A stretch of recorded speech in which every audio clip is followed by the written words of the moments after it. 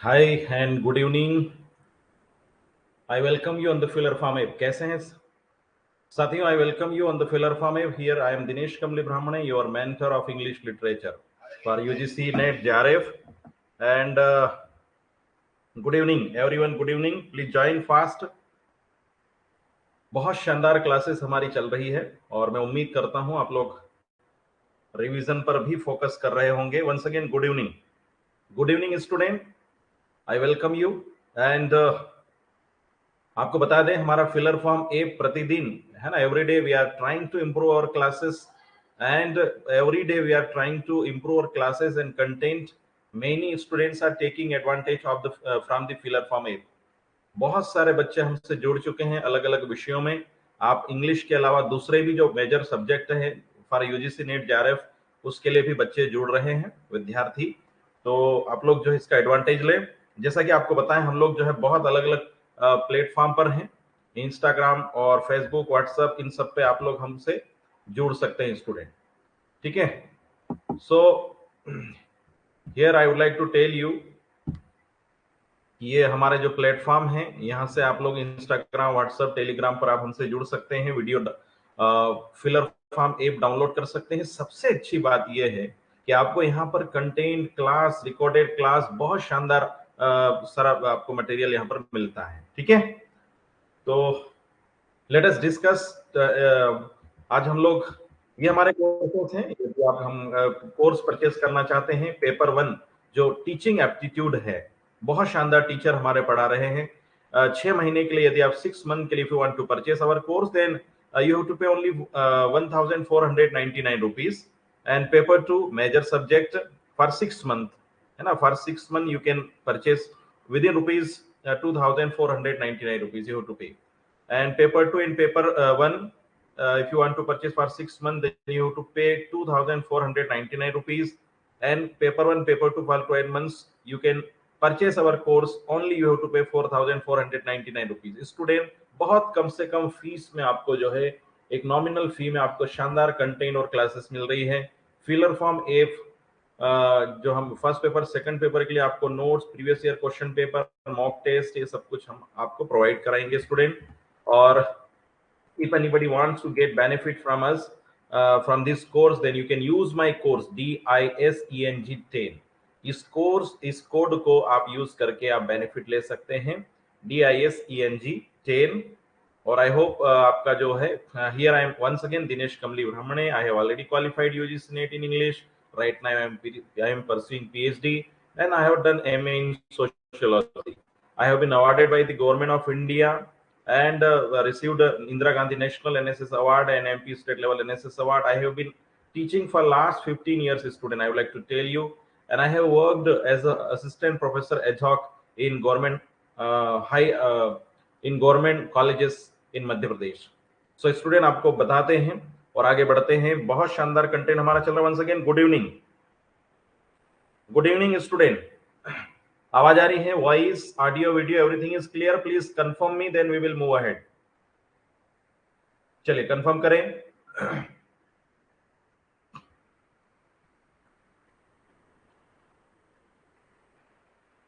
Student please confirm, एक बार confirm कर दें कि voice, audio, video, everything is clear, fine.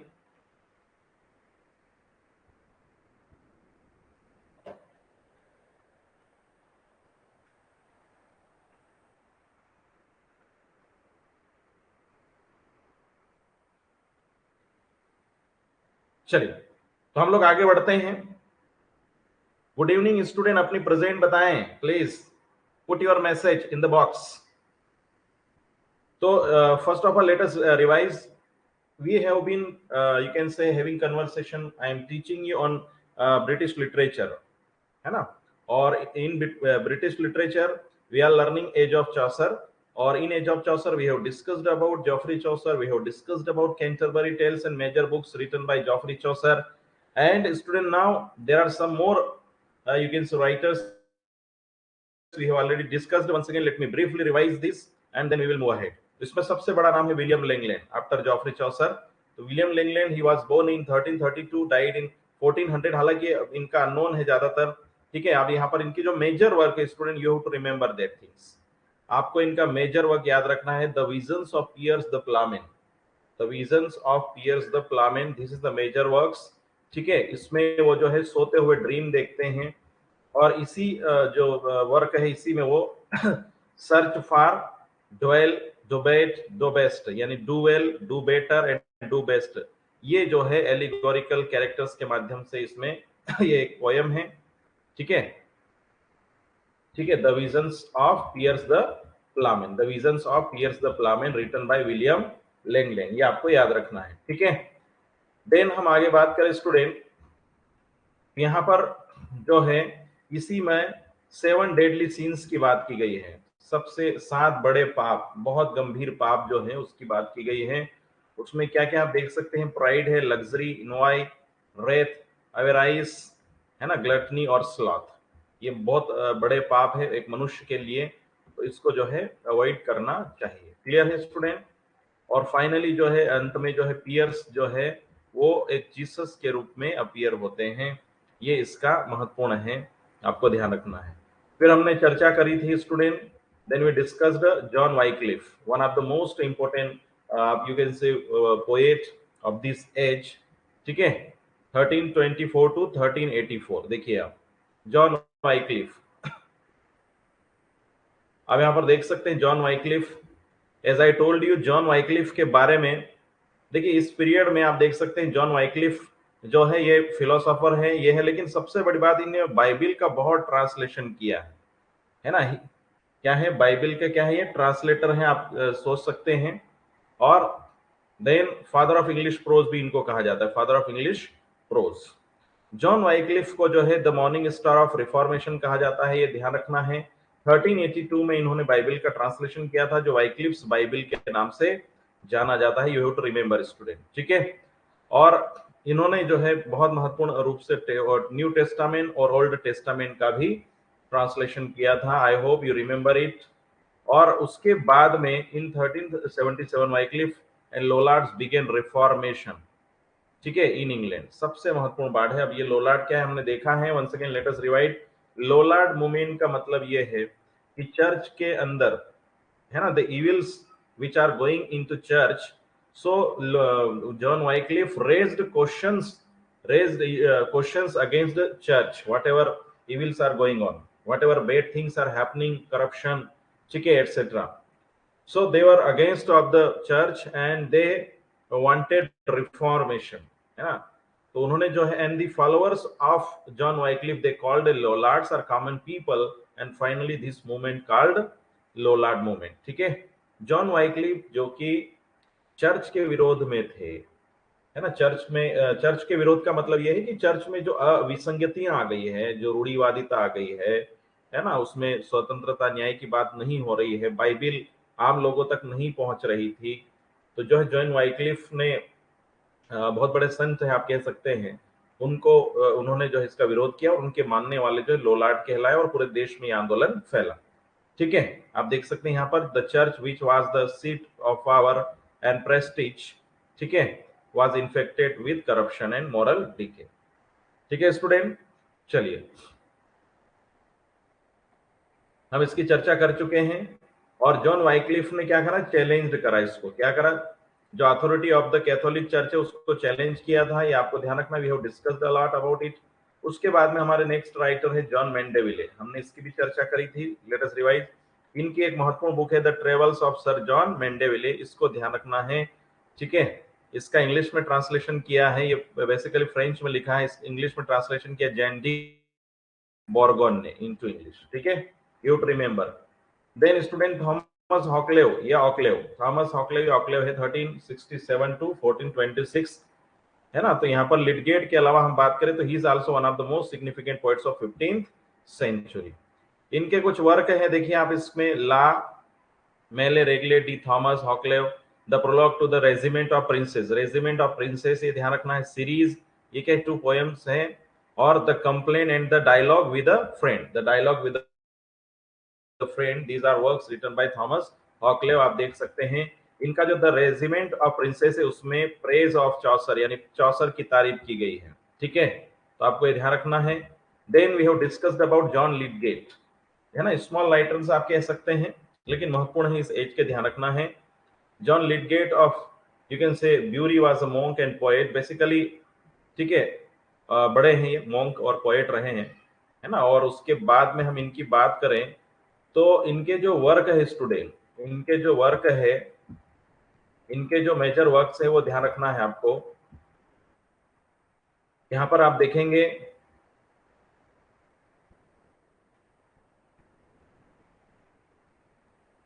ठीक है, यहां पर आप देखेंगे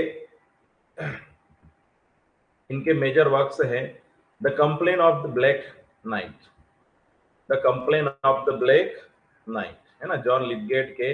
हम इनके वर्क की अगर बात करें तो पहला वर्क देखिए the complain of the black night, ये जॉसर के the book of the duchess से, है ना, मिलता जुलता है या उसके आधार पर लिखा गया है। मैं आपको बता दूं स्टूडेंट, एक समय के बाद में क्या है, बहुत सारे राइटर जो है उन्होंने जॉफरी चौसर को कॉपी करना शुरू कर दिया था, उनके जैसा लिखना शुरू कर दिया था।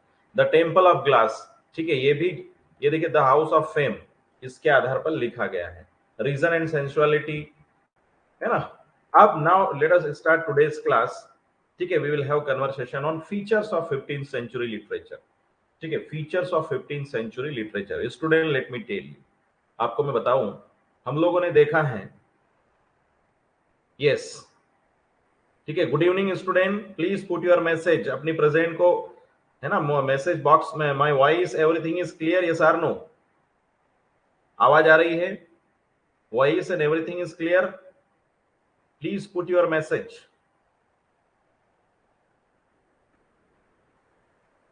चलिए आप लोग जो है थोड़ा सा रिस्पॉन्स करें, आवाज आ रही है मेरी, यस आर नो, यस, ठीक है। सो फीचर्स ऑफ 15th सेंचुरी, आप देख सकते हैं जॉफरी चौसर के बाद स्टूडेंट, जॉफरी चौसर के बाद जो है एज ऑफ रिवाइवल, आप कह सकते हैं एज ऑफ चौसर के बाद में एज ऑफ रिवाइवल। यहां पर मैं आपको कुछ चीजें स्टूडेंट में डिफरेंस की आपको बता देता हूं। 13th-14th सेंचुरी में क्या है, एज ऑफ रेनेसा स्टार्ट हो चुका है, जॉफरी चौसर से आप मान लीजिए रेनेसा पीरियड शुरू हो चुका है, कोई time period, fix time period नहीं है। There are two terminology which you have to memorize, which you have to you can remember: Renaissance and Reformation. Renaissance and Reformation.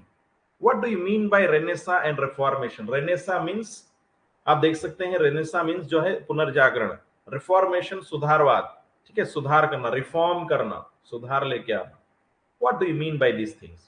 ये जो 13, 14, 15 सेंचुरी स्टूडेंट, यहां पर पुनर्जागरण हो रहा है, रेनेसा हो रहा है, यानी ये पूरा, ये जो पूरा टाइम पीरियड ही ये आप कह सकते हैं रेनेसा में मान सकते हैं, इसको एक शुरुआत है, बिगिनिंग है ना, हमने जैसा कि पढ़ा था।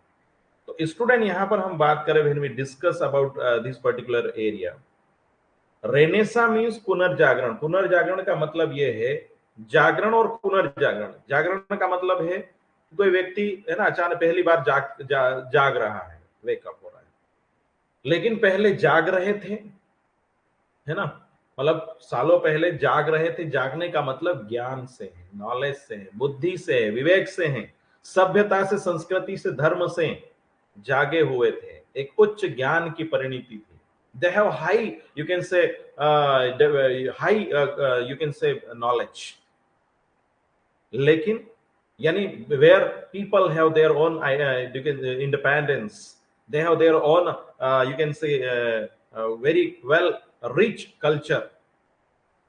पुराने समय, आप क्लासिकल में, है ना, आप जा सकते हैं, ओल्ड टाइम में, लेकिन बाद में बीच में अंधकार का समय आया, है ना, अंधकार का समय यानी लोगों को जो है अधिकारों से वंचित किया गया, और लेकिन बाद में फिर 14वीं, 15वीं, 14th और 15th सेंचुरी में फिर से जागने लगे, they started waking up, waking up again, they started waking up, that is called Renaissance, Renaissance, पुनः जागरण, ठीक है।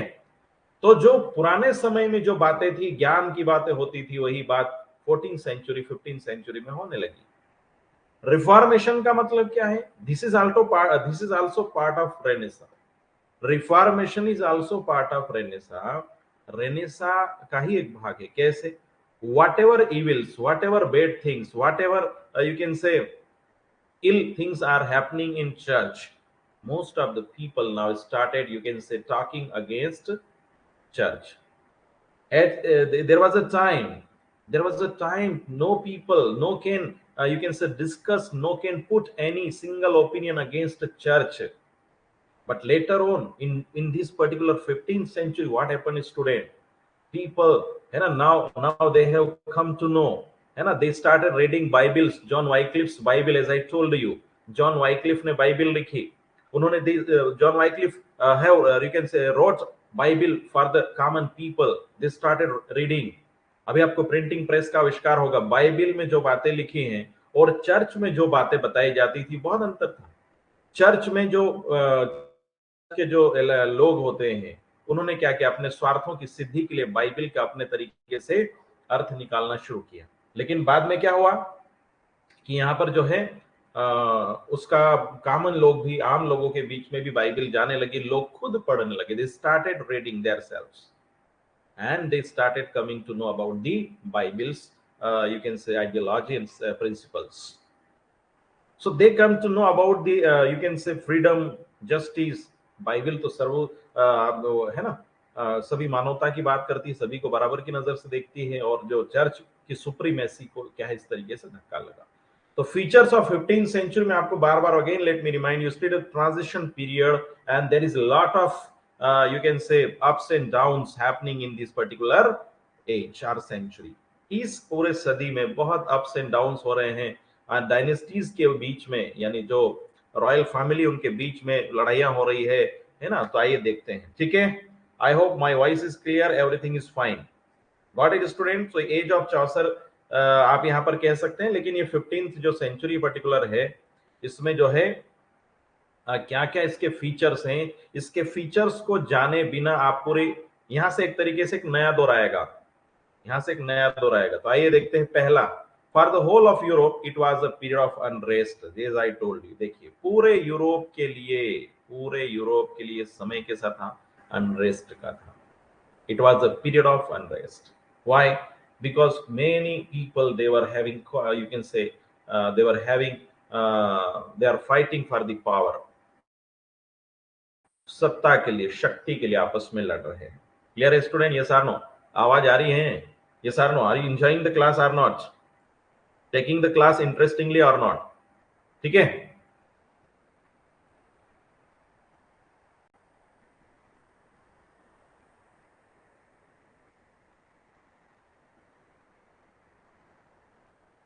ठीक है, चलिए. अब यहां पर देखिए जेम्स फर्स्ट. अब ये क्या है, जेम्स फर्स्ट क्या है स्टूडेंट? देखिए, जेम्स फर्स्ट क्या है, किंग ऑफ स्कॉटलैंड है ना, ये किंग ऑफ स्कॉटलैंड है. इन 1406 captured by the English, English के द्वारा, बाय द इंग्लिश. मैंने आपको बताया था ग्रामर में द इंग्लिश लग गया, यहां पर इंग्लिश का लैंग्वेज से बात नहीं हो रही. The English people captured by the English. ठीक है, इंग्लिश के द्वारा, यानी इंग्लिश नेशन के द्वारा, इंग्लिश राष्ट्र के द्वारा पकड़ लिया जाता है. And detained for 18 years. देखिए कितने, 18 साल तक उसको डिटेन में रखा गया, कैद में रखा गया. Returning to Scotland in 1424. देखिए कब पकड़ा उनको, 1406 में, और 1424 में वो रिटर्न हो रहे Scotland. He ascended the throne of Scotland and once again began to avenge himself on the nobles who have kept him in retention.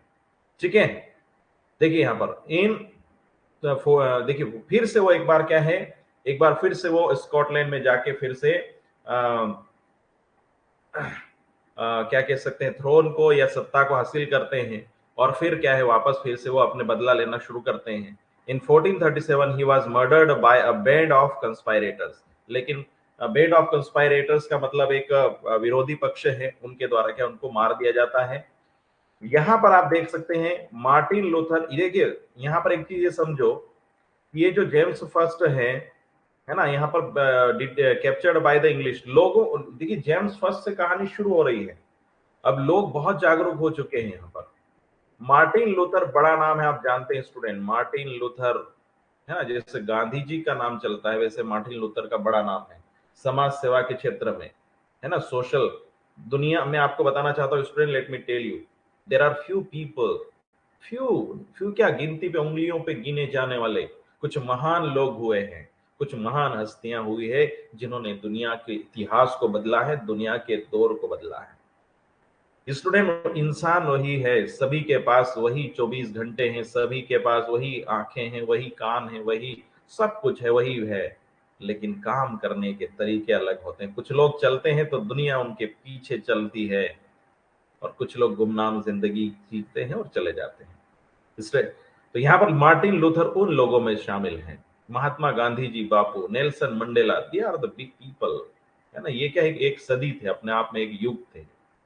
तो उसमें मार्टिन लूथर का बड़ा नाम है, was the hero of reformation. देखिए आप, hero of reformation. Reformation, once again let me tell you, एक तरफ जो है 5% आबादी है, सपोज 100% पीपल आर देयर, है ना, 100 लोग हैं, 100 में से 5-10% आप मान के चलो, 10% लोगों के पास में ज्यादा संपत्ति है ना, ज्यादा अधिकार है, सत्ता है उनके पास में, पावर है ना, सब कुछ उनके पास में है। और यानी इसका मतलब अगर पावर है, शक्ति है, संसाधन है, संपत्ति है 10% लोगों के पास में, तो जाहिर है they will exploit the common people, वो आम लोगों का शोषण करेंगे, और निश्चित रूप से वो करते थे। चर्च और ये जो एलाइड क्लास के थे, रॉयल फैमिली, यानी कौन थे ये 10% या 5% में, चर्च से संबंधित, और दूसरे थे रॉयल फैमिली से या डायनेस्टी, या जो सत्ता में थे, राजा महाराजा, किंग, है ना। तो यहां पर जो है बाद में मार्टिन लूथर जी जो आते हैं, ये रिफॉर्म चाहते हैं, कि चेंज चाहते हैं, कॉमन लोगों को भी अधिकार मिले, कॉमन लोगों को भी न्याय, स्वतंत्रता, समानता, बराबरी का हक मिले, संपत्ति में अधिकार मिले। अब यहां पर जो है ये रिफॉर्मेशन की बात करते हैं, महिलाओं को अधिकार मिले। स्टूडेंट, इस तरीके से जो है ये बहुत ही शानदार तरीके से मार्टिन लूथर किंग जो है पूरे विश्व में, आज हम अगर पढ़ रहे हैं मार्टिन लूथर किंग को, तो यही कारण है कि हम इनको पढ़ रहे हैं। Got it student?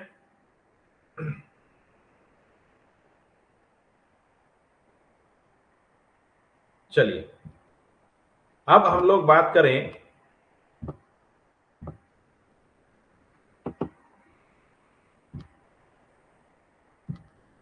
ठीक है, यहां पर देखिए, इसका ये मोस्ट इंपोर्टेंट, ये ध्यान रखना स्टूडेंट, मैं इसलिए बता रहा हूं, आप इतिहास शायद आप लोगों ने पढ़ा होगा ब्रीफली। कस्टेन, है ना, कस्टेंटिनोपल, या इसको शॉर्ट में आप कुस्तुनतुनिया भी कह सकते हैं। कस्टेंटिनोपल, यहां पर क्या है, एक बहुत बड़ा स्थान था, the seat of Greek and Latin learning. ये देखिए, ये पर्टिकुलर स्थान था ग्रीक और लैटिन लर्निंग का, ज्ञान का कुंज था, आप कह सकते हैं, एक ज्ञान का यहां पर महत्वपूर्ण बिंदु था, ठीक है। अंडर द, अब यहां लर्निंग, अब क्या हो रहा है, ये फेल हो गया under the attack of the Turks in 1453। इसको हिंदी में कुस्तुनतुनिया भी कह सकते हैं, है ना, कुस्तुनतुनिया चलता है इसका नाम। तो कस्टेंटिनोपल, ये जो पर्टिकुलर प्लेस है ना, लेटिन या ग्रीक, ग्रीक को यूनान भी कहते हैं, यानी इस जो ज्ञान से भरा जो इतिहास था, उसका एक लर्निंग का केंद्र था, या ज्ञान का केंद्र था। लेकिन स्टूडेंट, व्हाट हैपन, 1453 में तुर्क्स ने इनके ऊपर आक्रमण कर दिया, है ना, और क्या है, ये फेल हो गया, इसका विघटन हो गया। अब यहां से क्या होता है कि द ग्रीक लेटिन स्कॉलर्स, यानी जो ग्रीक और लेटिन स्कॉलर्स थे, विद्वान थे, fled the city carrying the learning of Greece and रोम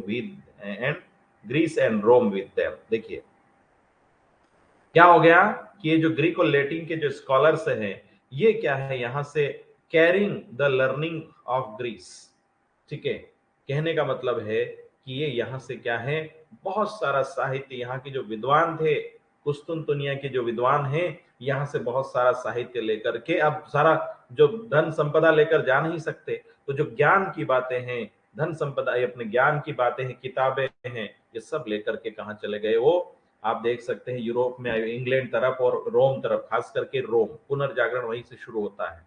रोम ये इटली में है, वहां पर ये जाते हैं, ठीक है।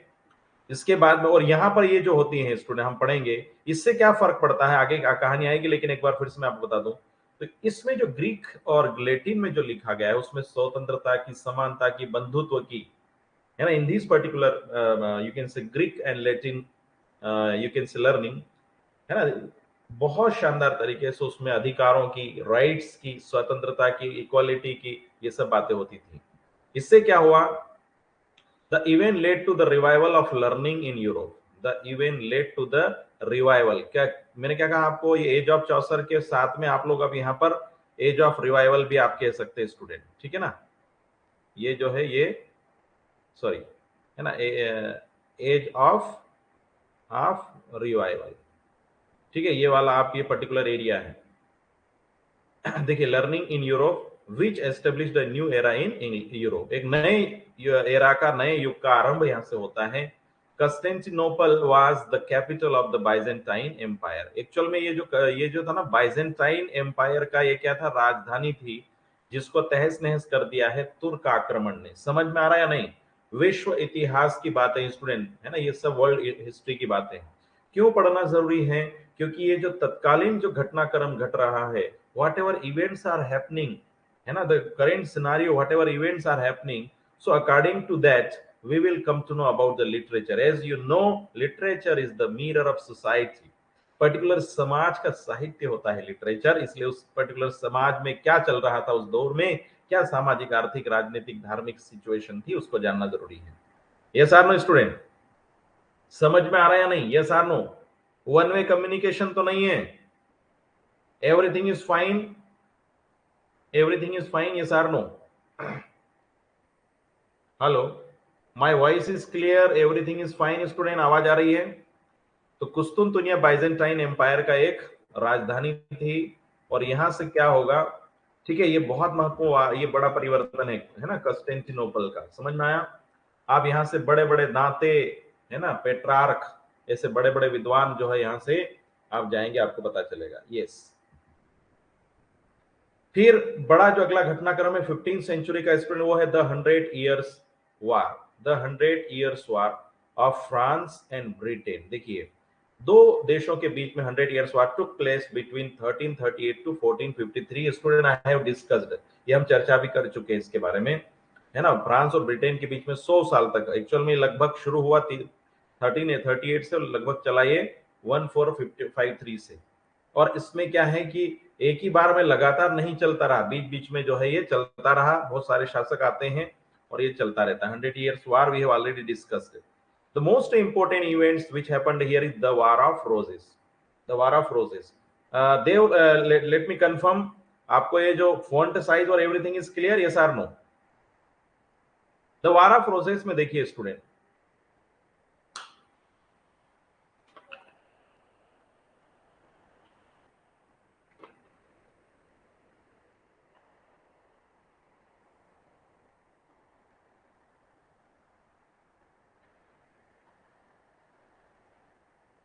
चलिए वार ऑफ रोजेस क्या है?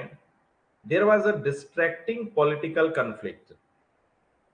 There was a distracting political conflict which culminated in the 30 years struggle for power for 1455 to 1485। देखिए कितने साल तक चला? 30 ईयर, 30 साल लगभग।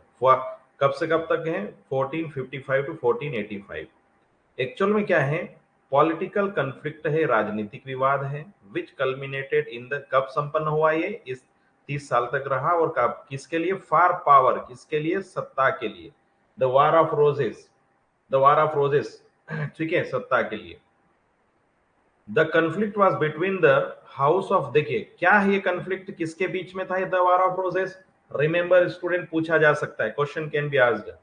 The conflict was between the house of York and the house of Lancaster, house of York and the house of Lancaster, इनके बीच में है, ठीक है। हाउस ऑफ यॉर्क यानी दो डायनेस्टी है, दो राजघराने हैं जो पावर के लिए लड़ रहे हैं। समझ में आ रहा है? Yes or no? समझ में आ रहा? रिमेंबर इट, है ना, देयर आर टू डायनेस्टीज, ठीक है। दो डायनेस्टी कौन कौन है? हाउस ऑफ यॉर्क और दूसरा क्या है? हाउस ऑफ लंकास्टर, ठीक है। ये देखिए, तो ये जो है दो डायनेस्टीज के बीच में चल रहा है। अब यहां पर क्या है? This struggle is called the war of roses. अब ये रोजेस क्यों कह रहे हैं भाई? रोज क्यों है? देखिए, द बेज ऑफ लंकास्टर वाद, ये जो ये लंकास्टर को समर्थन करने वाले लोग, बेज है ना, कौन सा बेज ये कर रहे हैं? रेड रोज। लंकास्टर वाले कौन से हैं? रेड रोज।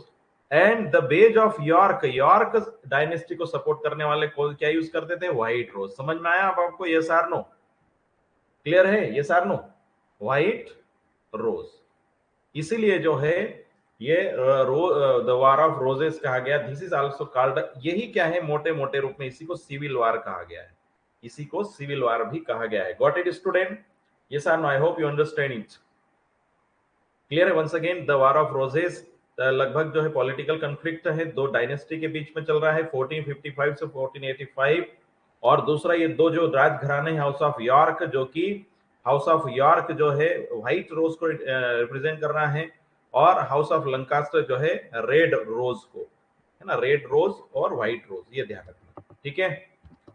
फिर in this war many of great models were killed and the old creator of feudalism came to an end. देखिए great model, many of the great models were killed, great models were killed, बहुत सारे यहाँ पर models कह लो या बहुत ही एक बड़े स्तर पे यहाँ पर नुकसान हुआ है। और फ्यूडलिज्म का एंड लगभग आ गया, सामंतवाद। We have discussed about feudalism कि जो है दोनों आपस में राजघराने नहीं लड़ रहे, जनता से कोई मतलब नहीं है। In conclusion it gave England, देखिए, और फाइनली इस कंक्लूजन में ये होता है कि यहाँ पर ट्यूडर डायनेस्टी का एक तरीके से विन होती है, और फाइनली जो है ये Tudor dynasty, it gave England the Tudor dynasty from Henry 7 in 1485 to queen Elizabeth. देखिए तो यहाँ पर फिर क्या है, ट्यूडर डायनेस्टी आती है, हेनरी 7 से लगा के क्वीन एलिजाबेथ तक ये ट्यूडर डायनेस्टी का शासन होता है। समझ में आ रहा है? ये ट्यूडर डायनेस्टी, ट्यूडर वंश का शासन। क्लियर है? ये रोज ऑफ वार है, ये वार ऑफ रोज है जो इसका परिणाम है।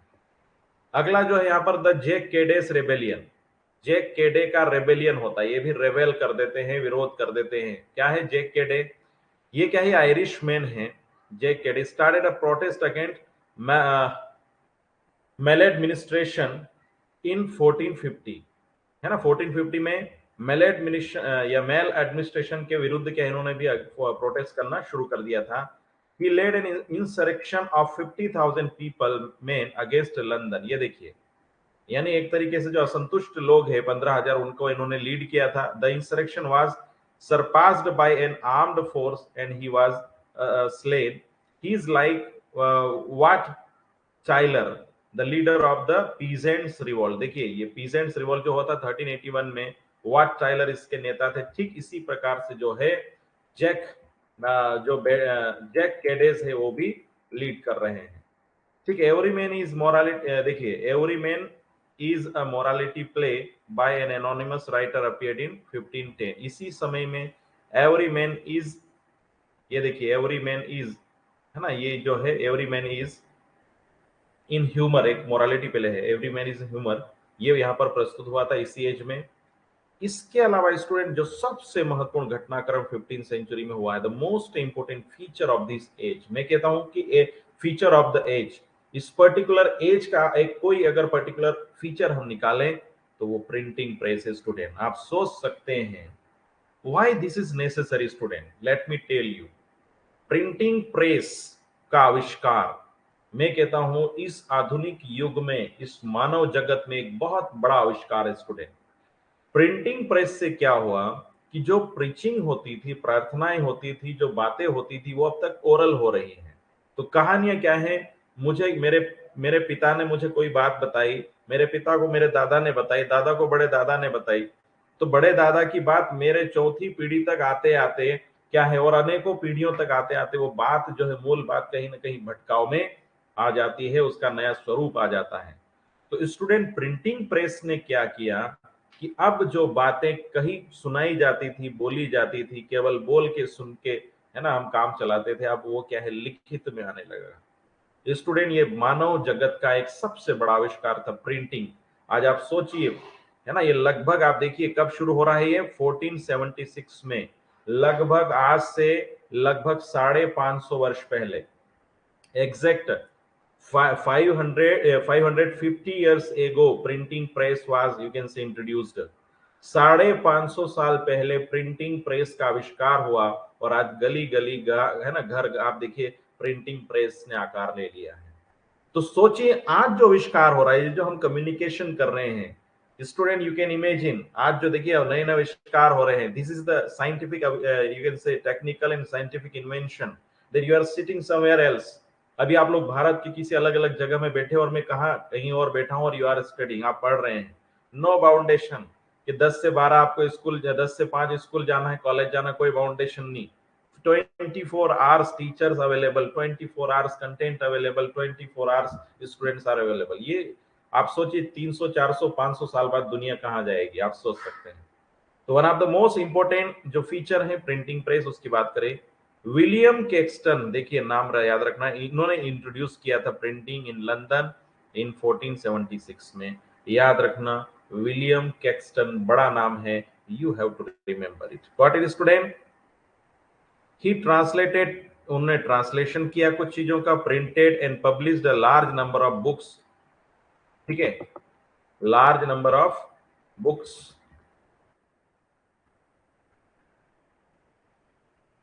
ना, इन लंदन डायलेक्ट। ये देखिए लंदन डायलेक्ट में क्या है, इन्होंने, एक सेकंड,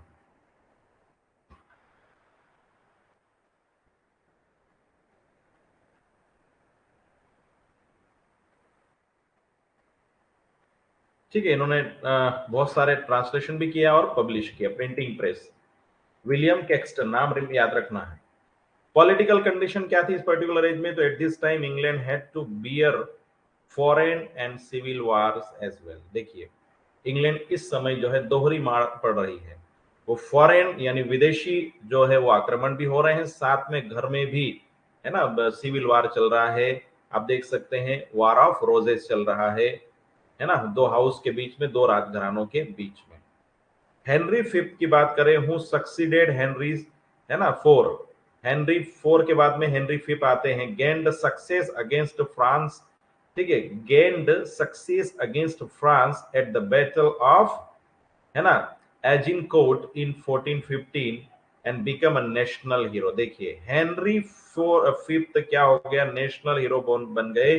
बैटल ऑफ एगिन, है ना, एजिनकोट जो फ्रांस के साथ हुआ था वो जीत गए और ये नेशनल हीरो बन गए। बट लेकिन क्या हुआ कि he died soon at the age of 35 की एज में ही उनकी डेथ हो गई, living behind a 9 month old baby, ठीक है। एज आप देखते हैं क्या है, ये देखिए हेनरी सिक्स, देखिए हेनरी फिफ्थ की डेथ हो जाती है, जो कि नेशनल हीरो बन गए थे फ्रांस से जीतने के बाद में, लेकिन उनकी डेथ मात्र 35 ईयर की एज में हो जाती है और उनके पास केवल 9 month का बच्चा है, हेनरी सिक्स, है ना। Who was declared the king of England and France. देखिए दोनों, इंग्लैंड और फ्रांस दोनों का वो किंग घोषित कर दिया जाता है। लेकिन आप एक छोटा सा बच्चा जो अभी, है ना, अभी 9 महीने का, आप उससे क्या शासन की उम्मीद करोगे, कोई और करेगा।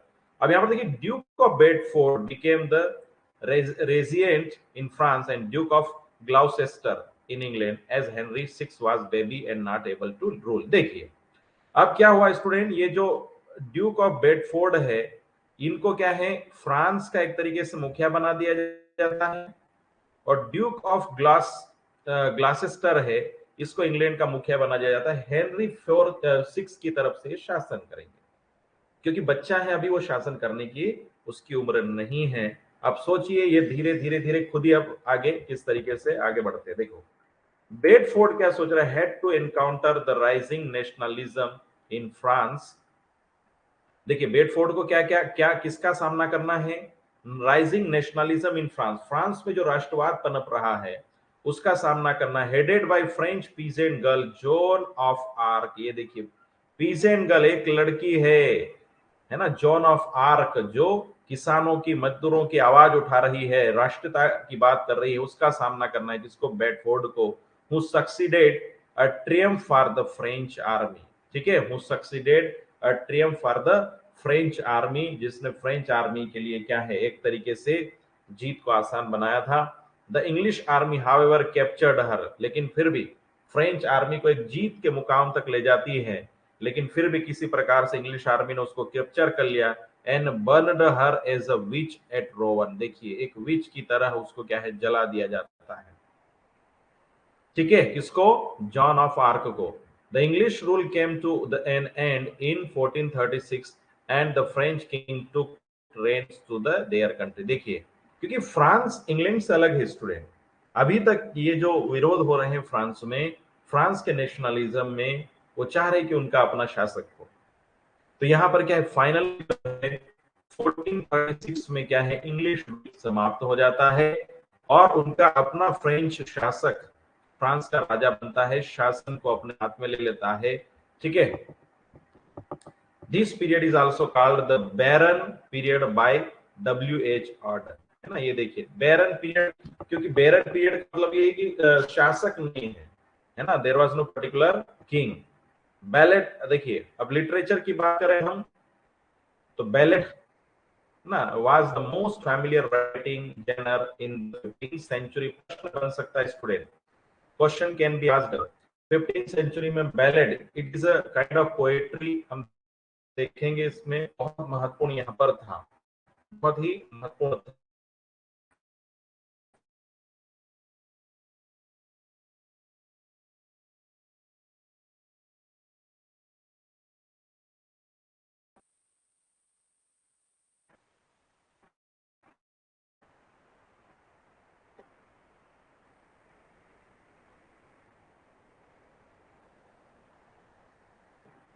ठीक है, ये ध्यान रखना आपको। नेक्स्ट, जेम्स, अब देखिए यहाँ पर James first of Scotland 1394 to 1437 tells in his kings fire his love for the lady Jane before the Duke of Somerset. ठीक है ना, ये जेम्स फर्स्ट का एक ये रखना। और इसके अलावा जो है हम देखें विलियम डनबास, ये जो है 1465 to 1530 graceful allegorical poem The Thistle and the Rose is composed to commemorate the death of James IV of Scotland and Margaret daughter of Henry VII। देखिए यहाँ पर जो है विलियम डनबास ग्रेसफुल एलिगोरिकल पोएम, देखिए ये एक पोएम है, एलिगोरिक poem, इसमें किसकी बात की गई है, द रोज एलिगोरिक है कि क्या कहते हैं, द थस्टल, थस्टल आप कह सकते हैं, एंड रोज का नाम है, is composed to commemorate the marriage of James, James for उनकी शादी of Scotland Margaret daughter of Henry seven, है ना, इनकी शादी को लेकर के इसमें कविता लिखी गई है। The best known ballad of Dunbar is dance of the seven deadly sins. ये देखिए ये भी एक कविता है, ध्यान रखना है किसकी है, ये दनबार्स की है, विलियम दनबार्स की रचनाएं हैं। तो 3 रचनाएं हैं, the thistle, the rose and dance of the seven deadly scenes.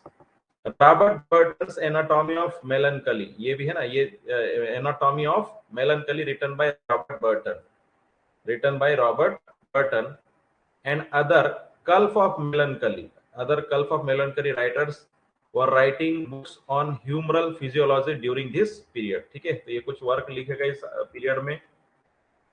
After the fall of Constantinople in 1453 the Renaissance in England started। ये देखिए मोस्ट इंपोर्टेंट पार्ट है ना, क्या है, रेनेसा इंग्लैंड में स्टार्ट हो गया था। ठीक है, during the Renaissance period poverty drama and sonnet poetry drama sonnet were the important genres। इसमें सबसे महत्वपूर्ण क्या है कि रेनेसा पीरियड में जब शुरू होता है कुस्तुन दुनिया के पतन के बाद में, तो यहाँ पर जो है इंग्लैंड में पोएट्री ड्रामा सोनेट बहुत महत्वपूर्ण रूप से नए जनर के रूप में आते हैं। इसी दौर में ह्यूमनिज्म, मानवता की बात होती है, रिफॉर्मेशन की बात होती है, are the two important movements of the 15th century. मानववाद का मतलब है कि मनुष्य के अधिकारों की बात होने लगी है। रिफॉर्मेशन का ये कि जो कमियां आई है उसमें सुधार की बात होने लगी है। अब यहाँ पर देखिए, the castle of perseverance is the earliest morality play, student remember, written in 15th century. The castle of perseverance morality play है। फिर नेक्स्ट है Percy folio, it is a manuscript in mid 17th century handwriting which belong to Humphrey Pitt of Shifnal, the most important source of our ballad literature and the basis of Francis Childs। ठीक है, collection, तो ये भी एक work है इस particular area का, आपको ध्यान रखना है। It was the source of ballads included the Thomas Percy's relics। Thomas Percy की relics को इसमें इंक्लूड किया गया है। It also contains the 14th century alliterative allegorical poem Death and Life। ठीक है ना, इसकी एक तरीके से 14th सेंचुरी एलिटरेटिव एलिगोरिकल जो पोयम है उसको भी इसमें समाहित किया गया है। फिर पर्सी सोसाइटी, ये भी ध्यान रखना आपको। It was founded in 1840 by Thomas Crompton Crocker. ये देखिए पर्सी सोसाइटी का निर्माण किया गया था स्टूडेंट, है ना, थॉमस क्रॉम्पटन क्रॉकर के द्वारा, अलेक्जेंडर डाइस के द्वारा, जेम्स हैलीवेल फिलिप्स के द्वारा, जॉन पेन कॉलियर के द्वारा। The society was founded for the purpose of publishing old English lyrics and ballads. ये सोसाइटी क्यों फाउंड की गई थी? The purpose of publishing old English lyrics and ballads, old English lyrics और ballads को प्रस्तुत करने के लिए। It was named in honour of Thomas Percy. Thomas Percy बहुत बड़े राइटर हैं, उनके सम्मान में ये पर्सी सोसाइटी की स्थापना की गई थी। अगला नाम है थॉमस मेलोरी स्टूडेंट। तो ये Thomas Malory was an English writer, the author of compiler of Le Morte d'Arthur. Most important work है student, most important work, Le Morte d'Arthur, originally titled the whole book of King Arthur and his noble knights of the round table. ये जरूर याद रखना, प्रश्न बन सकता है, star लगा रहा हूं। थॉमस मेलोरी है, इन्होंने जो बुक लिखी है ली मोटे डी ऑथर, कंपाइलर, इसमें कुछ स्टोरी, लगभग 9 स्टोरी है इसमें, और इसका पूरा नाम क्या है, टाइटल पूरा क्या है, द होल, ठीक है, the whole book of King Arthur and his noble knights of the round table. ठीक है, ये है। Since the late 19th century he has generally been identified as Sir Thomas Malory, बात Sir Thomas Malory of Newbold Revel in Warwickshire. ठीक है, बात sir क्यों लगा देते हैं, क्योंकि नाइट जो है बहुत उच्च पदों पर होते हैं, बड़े एक तरीके से उपाधि होती थी। William Wycherley's plain dealer is based on Le Morte d'Arthur. ठीक है, तो विलियम जो ये वाइचरली जो है, इन्होंने भी प्लेन डीलर लिखा है ग्रंथ, ये भी इसी के ऊपर डिपेंड था। ठीक है, I hope you understand it. अब बात करते हैं थोड़ा सा ली मोटेडी ऑथर की। तो ये लिखा गया है थॉमस, आप देख सकते हैं किसके द्वारा लिखा गया, थॉमस मेलोरी के द्वारा। Le Morte d'Arthur, it is a completion of traditional tales. Traditional tales से इसमें मैंने कहा आपको about the legend King Arthur, King Arthur की यहाँ पर से संबंधित टेल्स हैं, है ना। और क्या है ये, जूनवियर, है ना, जूनवियर और Lancelot and the knights of the round table. ये कैरेक्टर है स्टूडेंट, किंग आर्थर है, जूनवियर है और लेंसलॉट है और द नाइट्स हैं। ठीक है, ये कैरेक्टर्स हैं। First published in 1485 by William Caxton. William Caxton जो प्रिंटिंग प्रेस का आविष्कारक है, remember. Mallory wrote about Arthur in 8 books, but Caxton converted it into 21 books. ठीक है, 21 बुक्स में एक्चुअल में मेलोरी है, थॉमस मेलोरी ने ली मोटेडी ऑथर, इसकी केवल 8 बुक लिखी, लेकिन विलियम कैक्सटन ने इसको 21 बुक्स में प्रकाशित किया। द बुक्स आर, क्या क्या नाम है इनके बुक्स के, ये देखिए, from the marriage of King Uther, देखिए इसमें लगभग बहुत सारी कहानियां हैं। बुक फर्स्ट के from the marriage of King Uther, King Uther क्या है, unto King Arthur that reigned after him and did many battle. देखिए उथर कौन है, ये आर्थर के, किंग आर्थर के फादर है उथर। तो तब से फिर बुक 2 में क्या है, the noble tale between King Arthur and Lucius the emperor of Rome. ठीक है, आप इन कहानियों को समझ सकते हैं। The noble tale of Sir Launcelot du Lake, जो नाइट है उनके बारे में है, उनके बारे में है। फिर the tale of Sir Gareth of Orkney. ठीक है, फिर बुक 5 क्या है, the book of Sir Tristram de Lyones. और book 6 the noble tale of Sangreal. और book 7 Sir Launcelot and Queen Guinevere. देखिए इसमें क्या है, इन दोनों, ये जो नाइट होते हैं, है ना, इन दोनों के बीच में प्रेम हो जाता है। ठीक है, और बुक 8 क्या है, the death of Arthur. Finally जो है ये द डेथ ऑफ आर्थर, ये ना, इनकी भी डेथ हो जाती है। बहुत ही आप कह सकते हैं एक तरीके से बैलेड है ये। William Caxton was an English merchant, diplomat and writer. देखिए क्या है, ये व्यापारी भी है, डिप्लोमेट भी है और राइटर भी है। He is thought to be the first person to introduce printing press into England in 1476. As I told you student, मैंने कहा ये मानव जगत का एक बहुत बड़ा परिवर्तन था। It was one of the most important, you can say, invention in the humankind. ठीक है, और William Caxton was the first person to introduce printing press in England in 1476, and as a printer was the first English retailer of printed books. As a printer was the first English retailer of printing books. Clear है student? आपको ध्यान रखना है. During 1471 to 1472 at College, William Caxton learned the trade of printing. ठीक है, इन्होंने printing से संबंधित व्यापार को सीखा. Caxton and Colard Mansion set up a printing press at Bruges, है ना. ये आप यहाँ कह सकते हैं, ये ब्रुक्स में इन्होंने जो है आप कह सकते हैं कि यहाँ पर इन्होंने ये सेटअप जमाया है. William Caxton printed a total of about 100 different works. William Caxton ने क्या है, लगभग 100 बुक प्रकाशित करी. He translated about 24 books, all of them except one he printed. देखिए, लगभग उन्होंने बहुत सारी बुक का ट्रांसलेशन भी किया है. In 1438 he became an apprentice to a prominent London mercer Robert Large. ठीक है, तो अच्छे अच्छे पदों पर भी इनको अब अवसर मिलने लगा है. In 1469 he entered the service of Margaret, Duchess of Burgundy, the sister of King Edward IV. देखिए, in 1469 क्या हो रहा है, he entered the service of Margaret, Duchess of Burgundy, the sister of King Edward IV. King Edward Ford की जो sister है ना, Margaret duchess of burgundy की सेवा में ये चले जाते हैं. Margaret asked him to complete an English translation of Raoul Lefevre's history of Troy. Margaret ने क्या करा, जो हिस्ट्री ऑफ ट्रॉय है राउल लेवेयर्स के द्वारा लिखा हुआ, उसको ट्रांसलेट करने के लिए कहा. Thus the first printed in English was Caxton's translation of Lever called the, ये देखिए, Lever called the Recueil of the Histories of Troy from French to English. ठीक है, तो ये पहला वर्क था कैक्सटन के द्वारा ट्रांसलेट करके प्रिंट किया गया. Caxton printed Chaucer translation of Boethius in 1479. Chaucer के ट्रांसलेशन को भी इन्होंने यहाँ पर आप कह सकते हैं प्रिंट किया था. मेलोरी मॉर्टेडी ऑथर्स, ये देखिए, ये मेलोरी जो है, Thomas Malory, Morte d'Arthur was issued from his press in 1485. Thomas Malory का जो वर्क है मॉर्टेडी ऑथर, है ना, जिसमें किंग ऑथर की डेथ हो जाती है, उसको भी जो 1485 में इन्होंने प्रस्तुत किया था. Wynkyn de Worde became Caxton's successor on his death in 1491. 1491 में क्या है, इनकी विलियम कैक्सटन की डेथ हो जाती है और विंकिन डी वर्ड ये जो है इनके सक्सेसर बनते हैं, उत्तराधिकारी बनते हैं, है ना. ठीक है, तो remember student, I hope you understand it. थोड़ा सा हम आगे देखिए. For Caxton Chaucer was the laureate poet.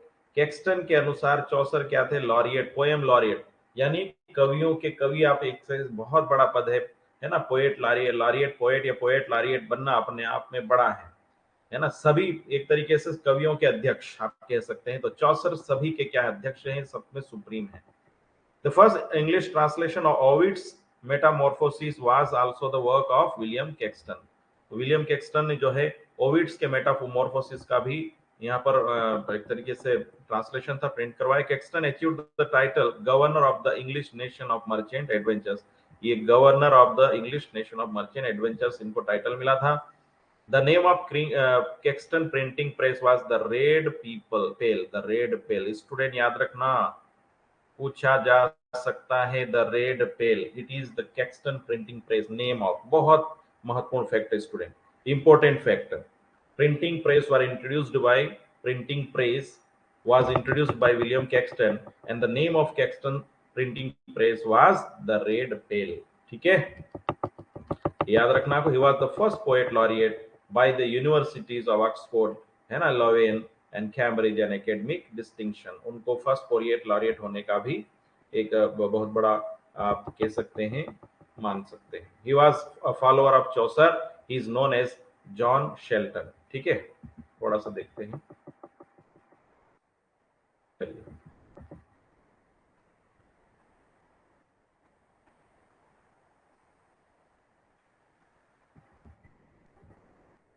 ठीक है स्टूडेंट, सॉरी, अब यहां पर थोड़ा सा मिस हो रहा है ना, आगे देखते हैं हम लोग. आई होप समझ में आ रहा है ये सारनो. तो विलियम कैक्सटन को हमने पढ़ा.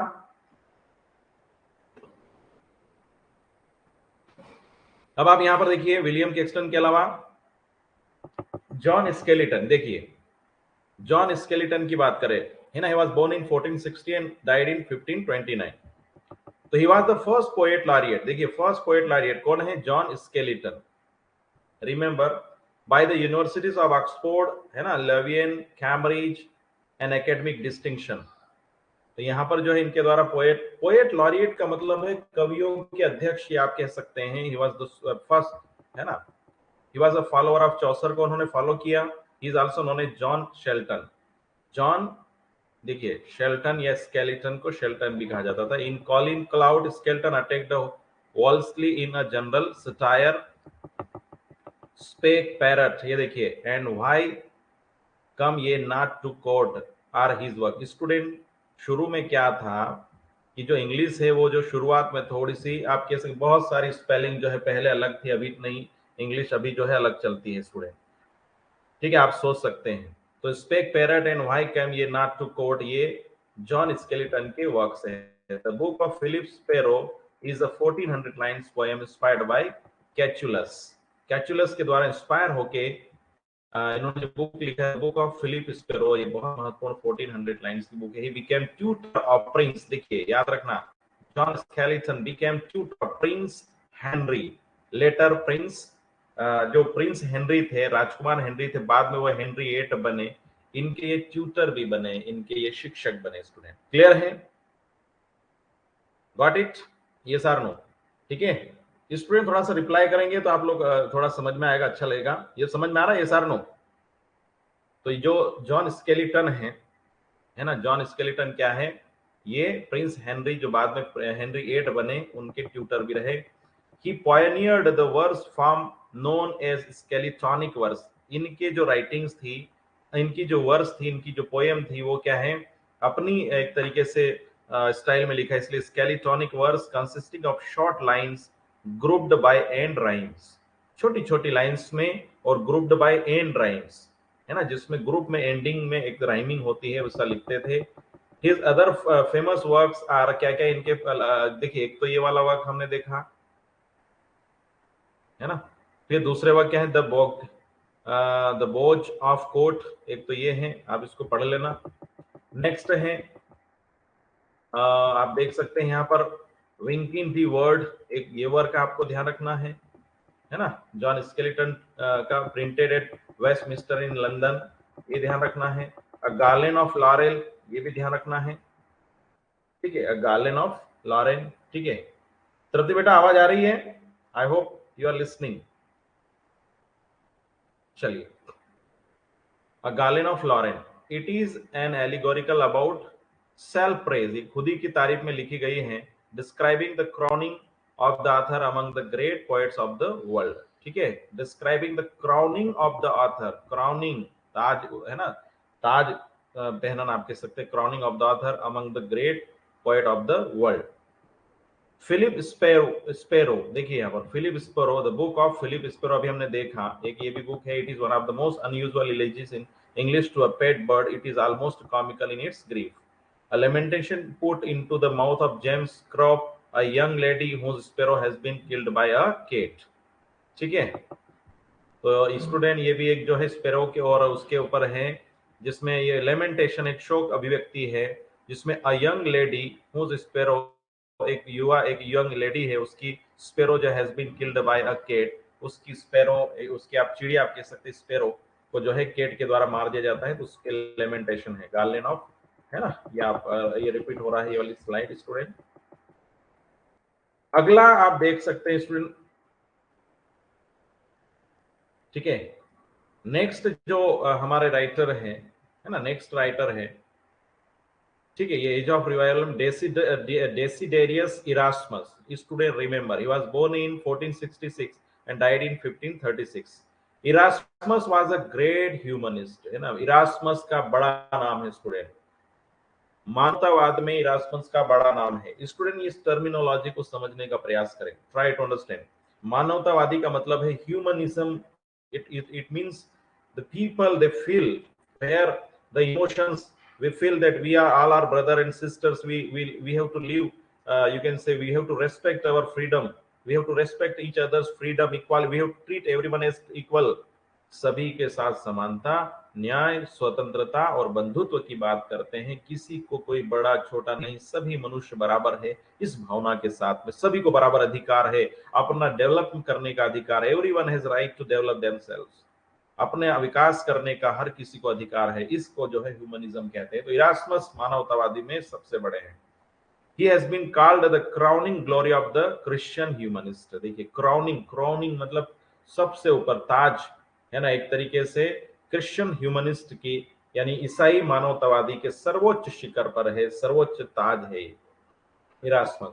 He wrote the praise of folly। Student remember the praise of folly इन्होंने लिखा है, डेसिडेरियस इरास्मस ने द प्रेज ऑफ फॉली 1509 में लिखा था, है ना। और इसमें जो नरेटर कौन है, फॉली है। Remember the praise of folly, ठीक है। इरास्मस वाज, ये रिपीट हो रहा है स्टूडेंट, सॉरी, ठीक है। So thus we have come to the end of the class and student once again I would like to request you can download our filler form app and you can share it. Student these are our courses once again, let me tell you, फिर आपसे कह रहा हूं कि बहुत शानदार हम लोग प्रयास कर रहे हैं। आप कह सकते हैं कि हम लोग रिवीजन के साथ में फैक्ट और ये सारी चीजें हमारी चल रही है। तो रिवीजन करें, go through once again go through the recorded classes, revise it and memorize it। thank you very much once again। Filler form app की ओर से आपका बहुत बहुत शुक्रिया, thank you. We will meet on the same time in next hour class, ठीक है। Notes proper upload हो रहे हैं, आपको कंटेंट में जाइए, रीड आउट करें और फिर से आप जो है रिकॉर्डेड क्लास को देखें। आई hope you will enjoy the class, ठीक है। Thank you very much, thank you.